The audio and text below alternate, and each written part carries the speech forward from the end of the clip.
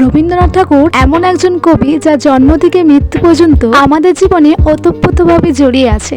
আজ 25শে বৈশাখ তার জন্মদিন উপলক্ষে তারই লেখা কয়েক লাইন তোমাদের সঙ্গে পাঠ করে শোনাবো। এই জগতে হাই সেই বেশি চায়, আছে যার ভুরি ভুরি, রাজার হস্ত করে সমস্ত কাঙালের ধন চুরি। মনে ভাবিলাম মোরে ভগবান রাখিবে না মোহ গর্তে, তাই লিখে দিল বিশ্ব নিখিল 2 বিঘার পরিবর্তে। সন্ন্যাসী বেশে ফিরি দেশে দেশে, হইয়া সাধুর শিষ্য। কত হেরিলাম মনোহর ধাম, কত মনোরম দৃশ্য।